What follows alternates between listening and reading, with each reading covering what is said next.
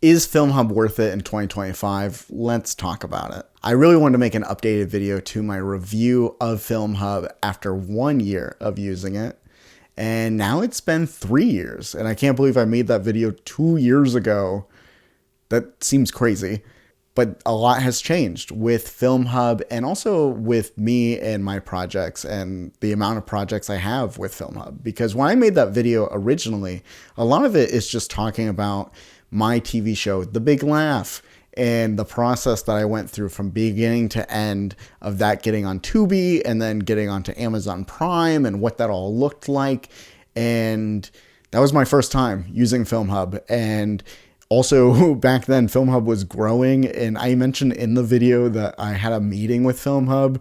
I don't think you can do that now. So a lot of things I mentioned are just a little outdated and their process has changed. So I wanted to break down those different projects I've done since then, and then also some of the big mistakes FilmHub has made. So we'll talk about the good and the bad and how I'm feeling about them now and if I would still use them again for these projects. And also, hey, if you're new here, I'm Zach. I'm a stand-up comedian, filmmaker, and podcaster, and I really just like making these videos to kind of give feedback on FilmHub and answer some questions that I wish I knew before I started. So using FilmHub as distribution, a lot has changed, and let's talk about some of the things that have changed. Like as simple as their dashboard is different. They now have a night mode. It's easier to look at, and honestly, it's a lot cleaner in general. So even that small change was big. I really like the new layout of the dashboard they give you. And most recently, they added a updates tab, which is super helpful. I really like it.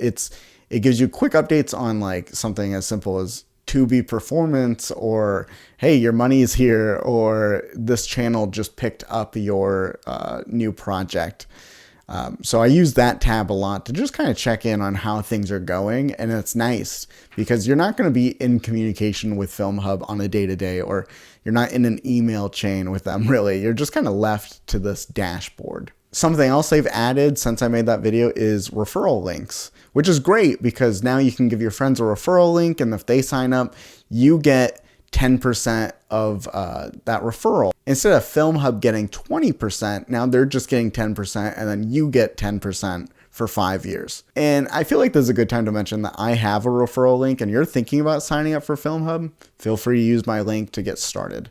I'll have that in the description below. Another major change is the Insights tab, and this is kind of useless to me, to be honest, because I don't pay for any of the paid tiers. I'm on the free version of FilmHub. So the insights that give you feedback on all these different channels that are available, and they're constantly launching new ones, none of that's available to me. The one that I can use is the Amazon Prime tab, and it gives me some feedback of like, hey, people are checking stuff out, but honestly, it's really not clear and that helpful. So when I use that, I think about, hey, would I pay for this info? No, I don't think I would. So not really for me, maybe for other filmmakers that have a lot of people involved in their projects, but usually it's just me. So, I'm kind of able to see all the data anyways, as much as possible, but also some of these data points don't really mean anything to you because it's not anything that you can apply to something. You can't really apply it to your marketing really. So, I don't know. It's cool to, I don't know. It's there. I don't know. It's different. Also, I kind of mentioned it already, is the paid tiers. So I made a video about the paid tiers, but they've changed even since I made that video. And now there's like 2 different tiers, and I feel like every time I look at them, they slightly change. And now they're not monthly. Now they're every 3 months or yearly. And, okay, I'll be honest, the reviews that I read online are not great of people that have paid for these tiers and then later switch back to the free tier anyways.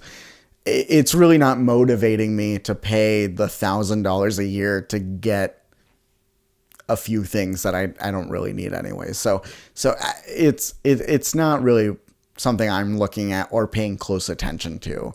I'm happy on the free tier, and I could see myself just staying there for as long as possible. Okay, now let's talk about the projects I have with FilmHub And they're all kinds, but they're all comedy related. Okay, so the first project I have available, you're probably familiar with, is the Big Laugh TV show.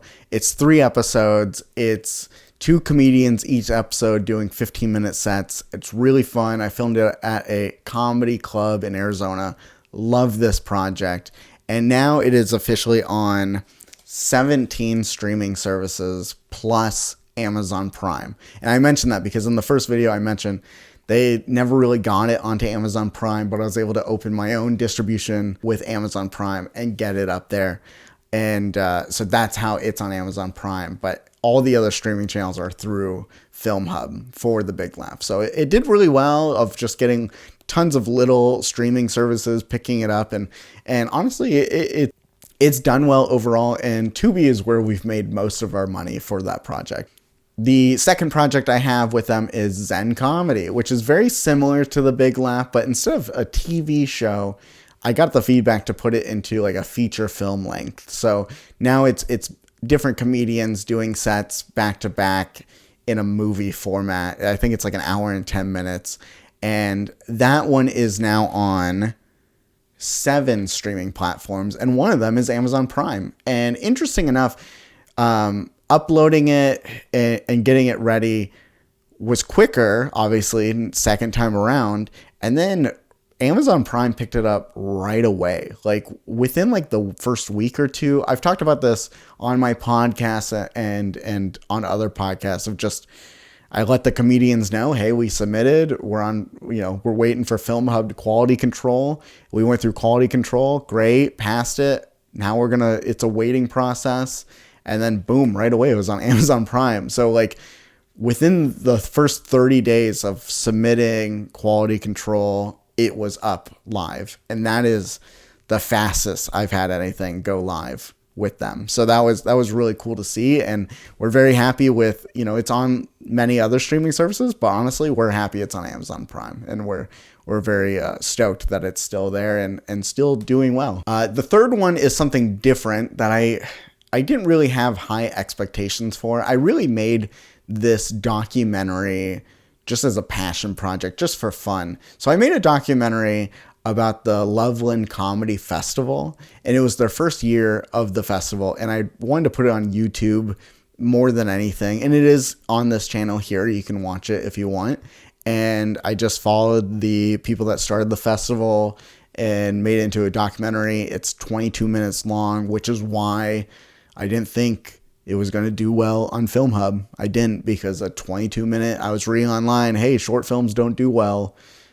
Sure, I'll give it a shot. So I uploaded it to FilmHub, and yeah, it didn't kind of go anywhere. It's on 2 streaming platforms right now, and I think I've made a total of like 25 cents. It's just dead. It didn't go anywhere, but that's fine because I'm happy it's on this YouTube channel.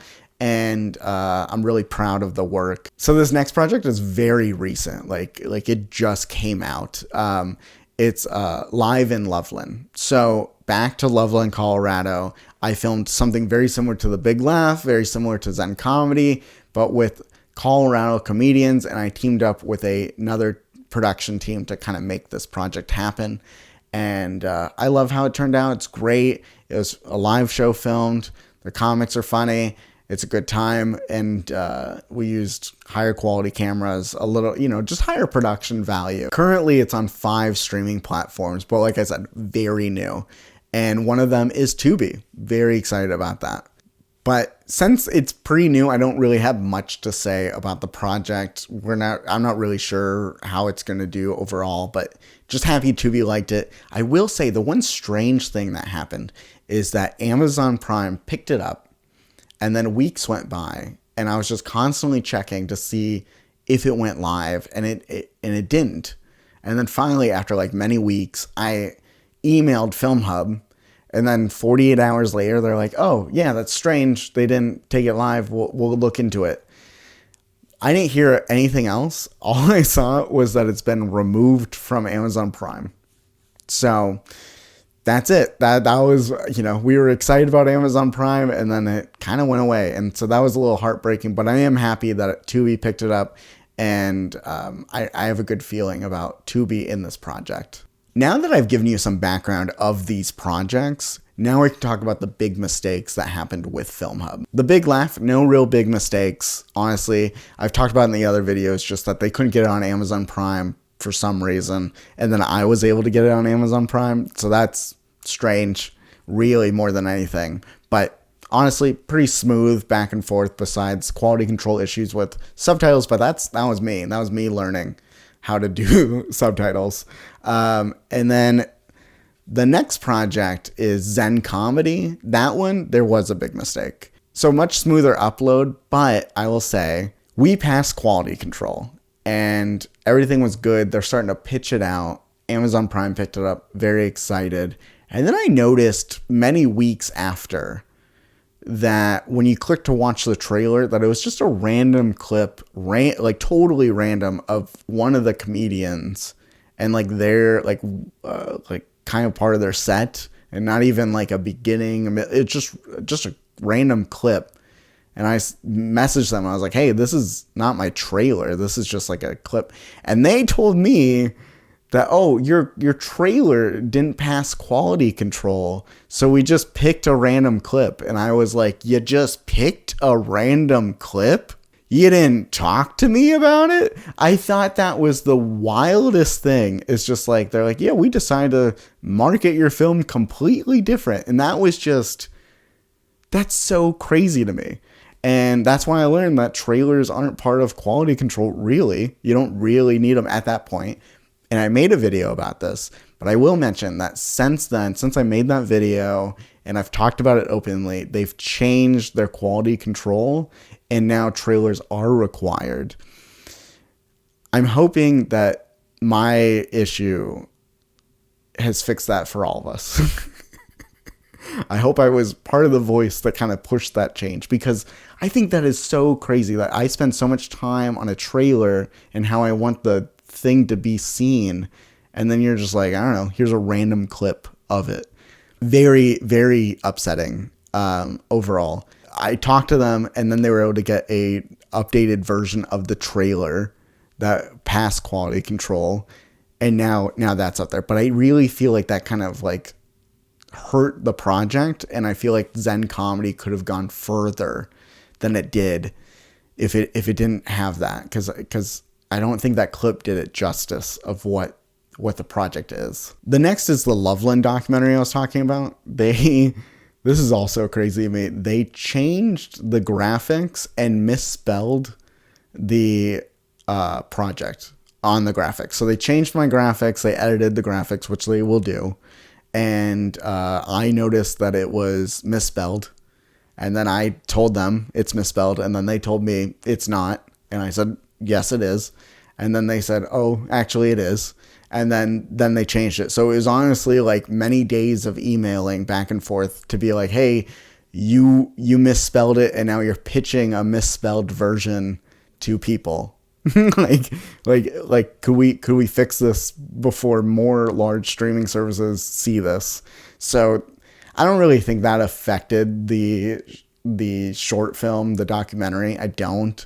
But it was like scary, and it is like, I'm wondering how many other people have had something like that happen on a big budget. And then speaking of artwork, that brings us to Live in Loveland, the last project.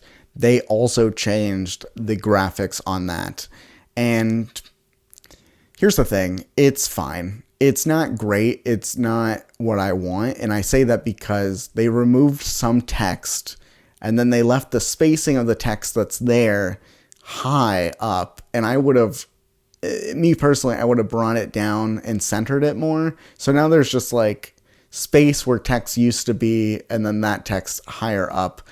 And it's fine. It's not great. It's not what my team approved. It's not what I was showing everyone.